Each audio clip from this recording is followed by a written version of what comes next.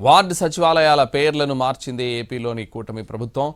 మున్సిపాలిటీలు, పట్టణాలు, నగరాల్లోని వార్డు సచివాలయాల పేరును స్వర్ణ వార్డులుగా మారుస్తూ కేబినెట్ నిర్ణయం తీసుకుంది. స్వర్ణ వార్డు ప్రతిపాదనలకు ఇప్పటికే మంత్రివర్గం ఆమోదం కూడా తెలిపింది. వార్డు సచివాలయాల పేరు మారుస్తూ అధికారికంగా గెజెట్ విడుదలైంది. దీనికి సంబంధించి పురపాలక పట్టణాభివృద్ధి శాఖ ముఖ్య కార్యదర్శి ఎస్ సురేష్ కుమార్ ఉత్తర్వులు జారీ చేశారు.